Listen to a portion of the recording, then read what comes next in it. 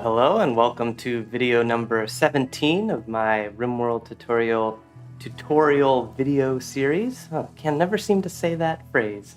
Anyway, today I thought I'd go over infestations.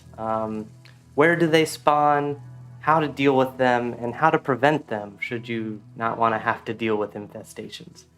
So my colony right now is getting attacked by an infestation. And it tells you here they're tunneling towards you. They'll break through in a few seconds and plant hives.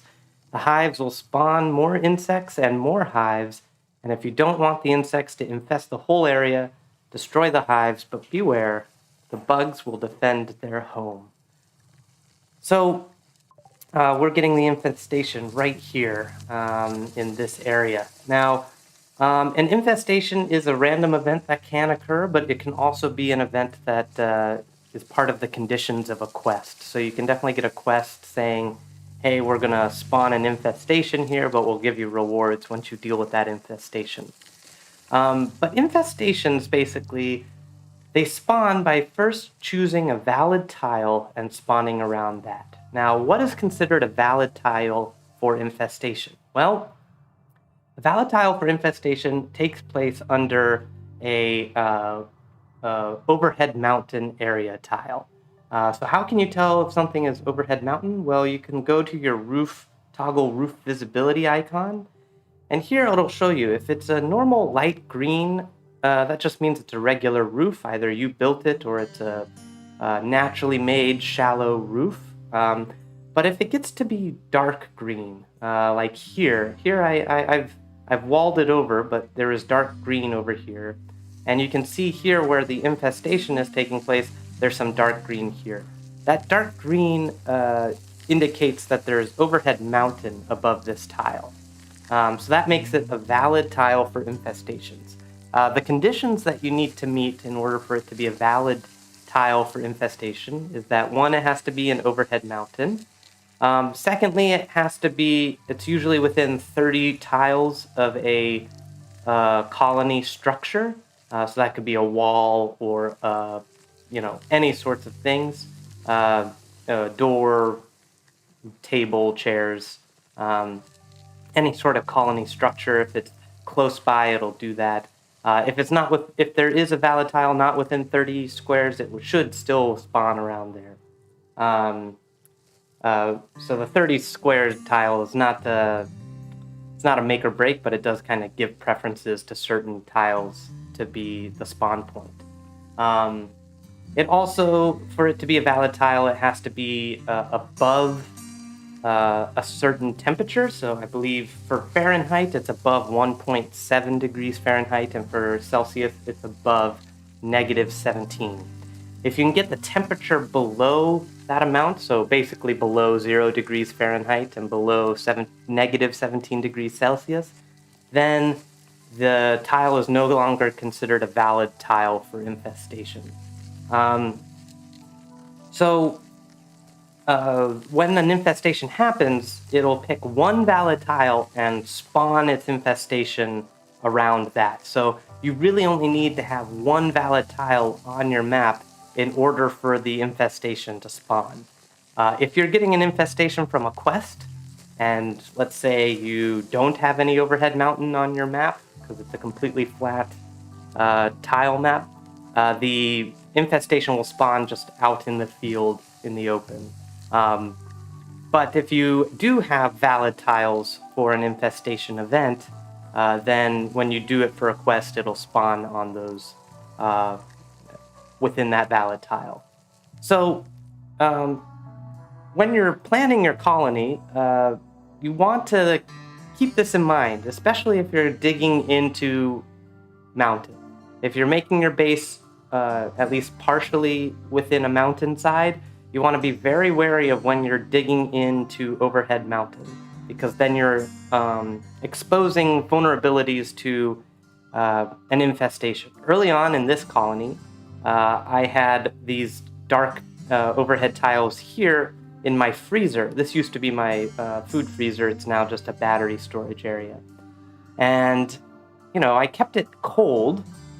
And, when you are trying to prevent infestations. If you keep the area well lit, that'll definitely lower the percentage chance that an infestation will happen there. And if you keep it cold, if you keep it at least under 17 degrees Fahrenheit or -8 degrees Celsius, that'll reduce the chances of getting an infestation, but the chances will only drop to 0 if the tile is filled in or the temperature is below 0 degrees or 1.7 degrees Fahrenheit and -17 degrees Celsius.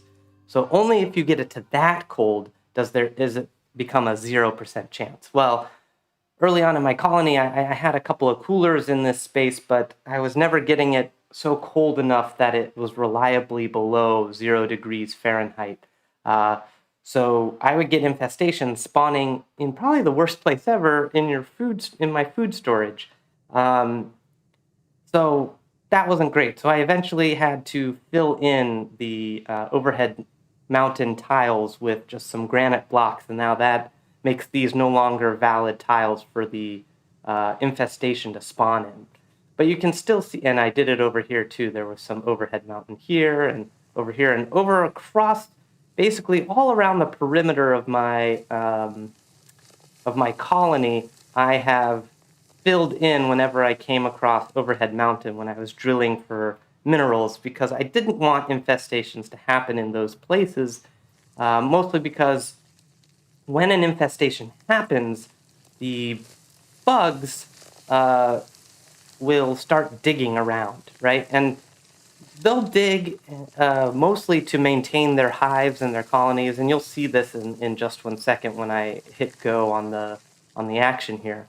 But they'll start just digging around, and so if your infestation like spawned here next to my cobra pit and very near where my colony is, they could easily dig and get into my colony, and then I might be overrun with bugs before I'm really able to plan an attack and to eliminate them. Also, a spawning when an infestation occurs, it only needs one valid tile. So let's say just this tile here was exposed. That's enough for the entire infestation to spawn, even if it was over 40 hives that were spawning. As long as there's one valid tile, those hives will then spawn around that tile. So, this can happen. This can make it so that an infestation can actually spawn within your colony, even if the valid tile wasn't. So luckily, the infestation didn't happen here, but over here is a valid tile for the infestation to occur. And it probably would have spawned like out here, but it very easily could have kind of jumped over the walls and started spawning in here if there was enough overflow. Especially late game, you'll get really big infestations, and so they can actually sprawl across a big swath of the map.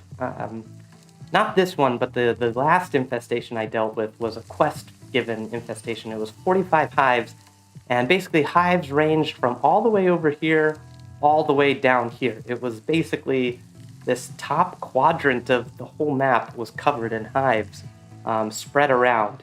I'm not sure where the spawning tile was considered. I bet it was still considered kind of in this area, but it really ranged so far that it would have been very easy for the hives to actually spawn within my colony. Luckily, they didn't. So when you're trying to prevent infestations from occurring, you want to build in those tiles that have overhead mountain, or if you can't build them in, at least make them well lit and below 0 degrees Fahrenheit, and consistently below 0 degrees Fahrenheit. Otherwise, you definitely will have a chance for the infestation to spawn there. And so now we're gonna get into how we deal with infestation. So in a second, all these bugs and hives are going to spawn. And initially, all they really care about is maintaining the hives. They do that by feeding the hives jelly and digging out resources and maintaining their kind of colony of bug hives. The only thing that really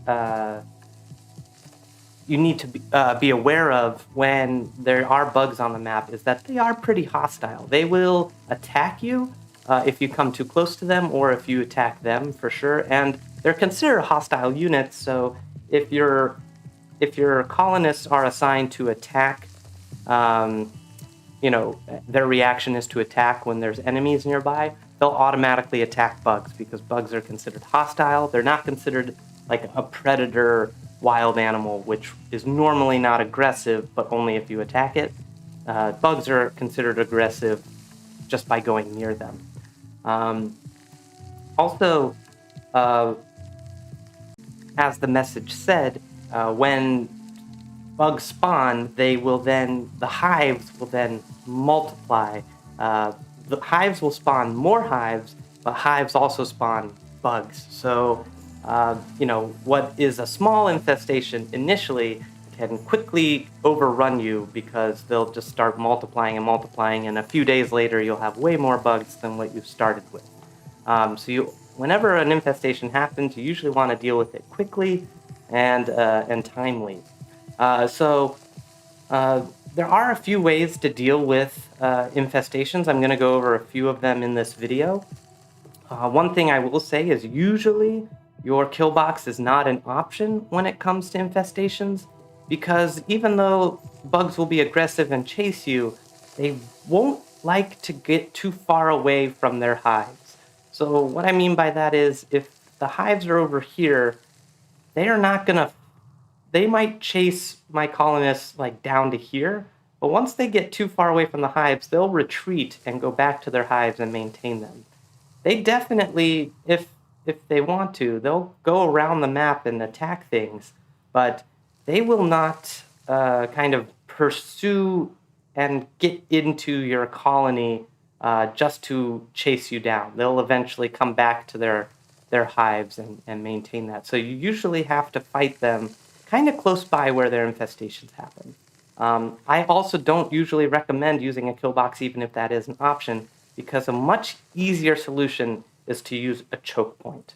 I'm going to get rid of the overhead mountain overlay, or the roof overlay.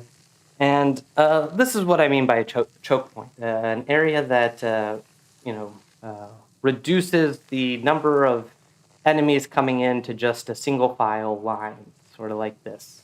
So I'm just kind of going to go forward with this infestation and show you how I handle most infestations and the reason why I handle them this way. But then I'll go over some other strategies on how you can handle them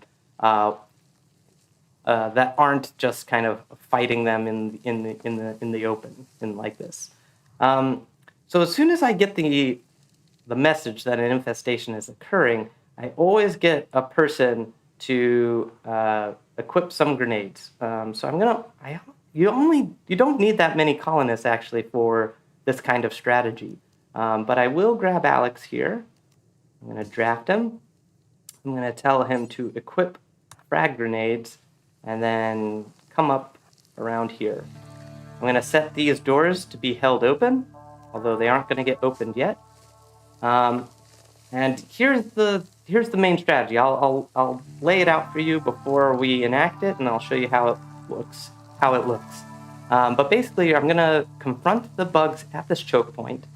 I'm going to have some sort of shield, what I call a meat shield, in front of my colonist that is lobbing grenades over here at the bugs. So this meat shield, I usually use my cows, or some other animal that is not necessary, not very important for my colony. I literally have cows just for this reason, as a meat shield, because cows can't haul, they can't attack for me, they really can't do anything other than produce milk and produce more cows to give me meat and things like that. Anyway, so all of these cows I am going to assign to my shield zone. And my shield zone I've already set up as being right here where this door is. I'm actually, for right now, I'll expand it to being a few of these areas. But I'm going to put my cows in there, and this should be a good amount. I recommend it like maybe close to 10 animals that you can get. If you really don't want to use animals, you can use colonists, like your melee units that are particularly equipped for melee. But this interaction is going to last a long time, and chances are they're going to get really beat up, if not killed, uh, while blocking for your person who's throwing grenades. So I usually use animals that I can very quickly, either it's not the biggest deal if they die, or they can be quickly healed up, but not a detriment to the colony. And I even might put a few of these donkeys here too, just because. Just because. So I'm going to put some donkeys and cows in here, and I know my friend Will has already cried for justice for my cows. Well, I'm sorry, this is the Rim, Will, and we just have to live hard times sometimes. And that means making tough choices like having your cows sacrifice their bodies for the greater good of the colony. So I have Alex coming here to do some grenades. I usually get a few more colonists with guns around. Here, I'll grab Sammy. Bring him there. Let's see. I want people that aren't super hungry, just because it might take a while, and I don't want people breaking while there's a whole bunch of bugs. But yeah, we'll do something like that. And we'll just have this go ahead. So you can see here, when an infestation first occurs, you can see where they're digging up from. The bugs are coming from underground, technically, so this is what this is. And these little clouds show you where kind of the hives are probably going to spawn.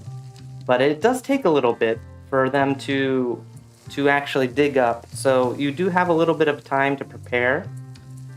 And I'm gonna go there and then go here. And now I'm gonna clear this. I'm gonna clear the shield zone to just being in that one little spot. Sometimes if I have the zone just on a door, the animals don't like to go there if it's just one spot, so I have to make the zone a little bit bigger. They'll go into that relatively small zone, and then I'll shrink it even more so that they go into that one spot. I forgot squirrels and melee. I don't need melee people, so yeah, you can go on your way. You move up there. And I need a few more people. Jay needs to eat. Most people are needing to eat because it's around food time. Yeah, we'll get Lumi. Lumi's one of my better shooters. We'll get Lumi to go here. There. Oh, and you heard that sound? That's them spawning. So you can see, here's where all the hives happen. Let's see how many hives we have now. Oh, only 17 hives. This is not a huge infestation. And you'll notice right away, the animals are going to just start digging around. They're just going to start digging. So, this really isn't a big deal because we have a lot of space between where they are and where the colony is.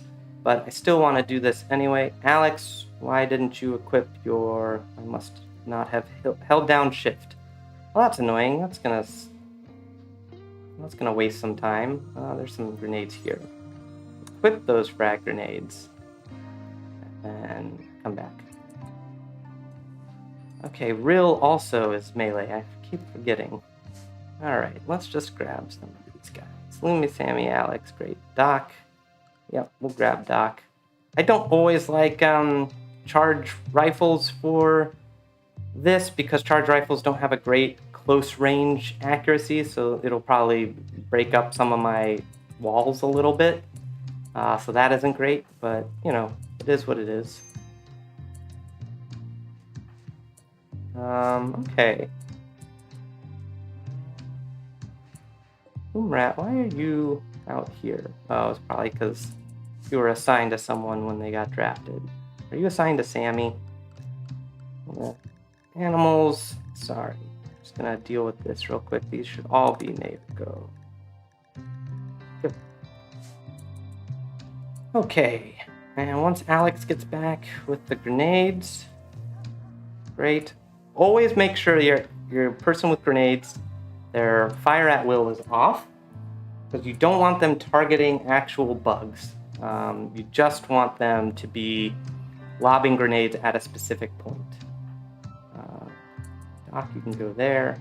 I'm gonna have Sammy come out here to open the doors, but then also to just get shot off on some of the bugs. Now, once you hit just one of these guys, the whole place should become aggro to you, as long as they are kind of close by. See, as soon as this guy got hit, all of these other bugs started turning towards us. So I'm gonna bring Sammy back here. You might want to get a few more people shooting. Let's see. Yeah, let's get Jay. Jay will also go right there. So we're bringing Sammy back, followed by all of these bugs. And Alex, now's a good time. So when you're lobbing grenades, you want to make sure that it is far enough away. This shows you both the blast radius, but also the potential miss zone. So if I aim here, it's possible that it could be going here, but even if it goes here, the blast radius won't hit the walls. So that's why I'm going to choose here. And Alex is just gonna lob grenades right in that spot until I tell him not to. So this is how we handle infestations. You'll notice they'll hit an animal and they'll kind of spread out here because of just how the program works, but they'll keep occupying this space and prevent the bugs from getting in while we're just grenading and shooting them. Ideally, the choke point would just be one wall, because when you're lobbing grenades, if you tell them to fire more than 4 squares away, there's a chance that the miss could be so bad that it will get hung up on the walls that you're throwing across from. So it could get caught on the corner of this wall and then blow up all the walls. Ooh, you do not want, and this shows you sometimes why it's bad to have your enemies or your colonists on attack as a response, because they can attack when this happens, and you're also going to start attacking. So they're going to want to get in, but we're just going to have this happen. Some of my huskies are getting in on it. I usually don't put my huskies in there because I like them for other things and hauling. You can see, our baby calf died. That's okay. And we have another cow that's down. Oh, I forgot to... So yeah, some of these bugs are going to go just like how when you get raids, some of them are going to go around here and attack the structures here. And they may even get into it with this group of traders. So we'll see how that goes. I didn't zone my colonists to stay hunkered, or my animals. So, that's just on me. Usually you want to do that. But I'm not too worried that we should be able to very quickly handle this infestation.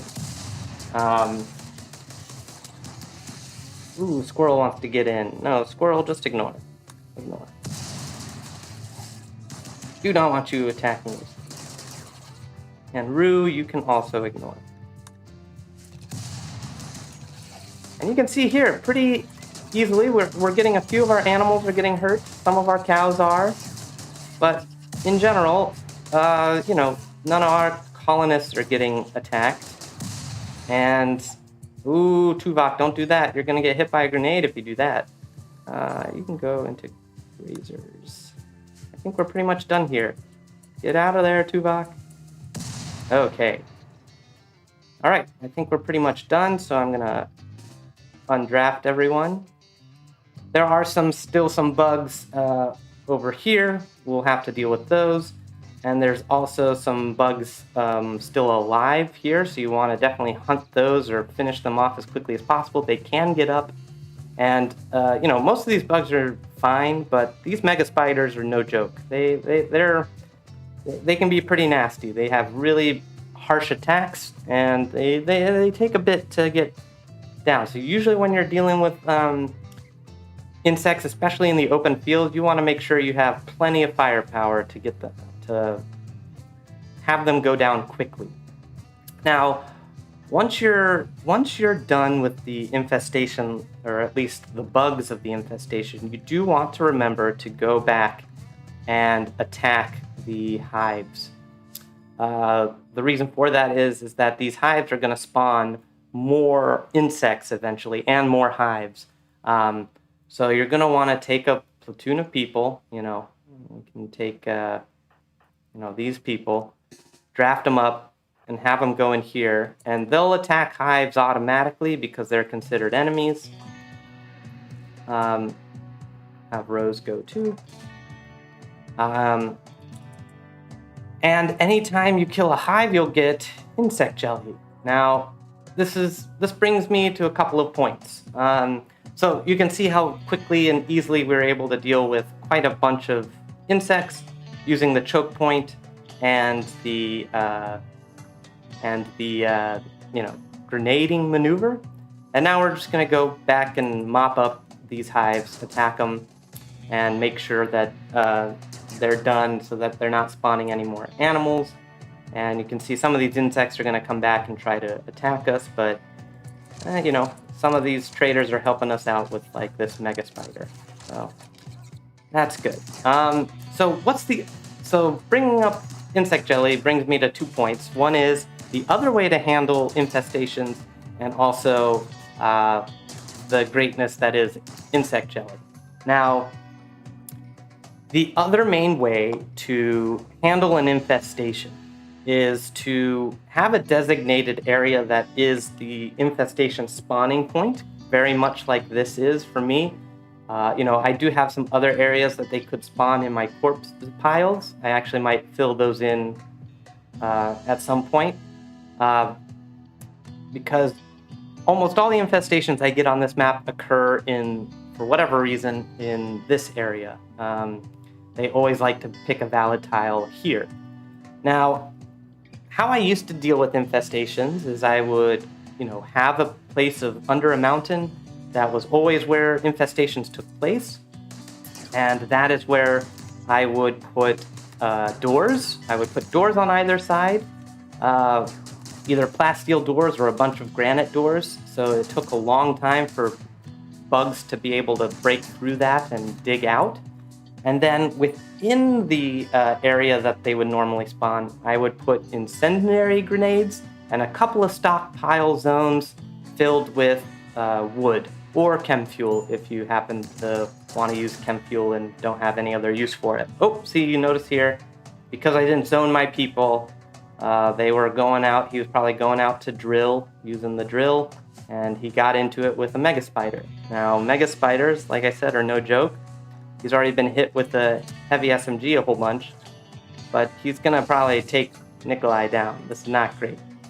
This is a little bit sloppy on my part, just because I wanted to demonstrate the chokehold, and I really don't care what happens on this save. Anyway, you would have incendiary traps and something that's flammable like wood or chem fuel in this area. And what that does is as soon as the infestation spawns, it will trigger the traps because they'll run over them. That'll cause a fire, that'll burn, and if you've sealed it really well with a whole bunch of doors, they'll desperately try to dig away, but they'll get too hot, overheat, and everyone will die and the hives will burn out, and it'll be great. That's a great way to handle an infestation without having to use any of your colonists. Basically make a giant hot box that makes them all die of heat stroke or spontaneously combust because it gets super, super hot, because there's fuel for the fire and it's an enclosed space with no ventilation. The only problem with handling infestations that way is that you won't get the insect jelly at the end.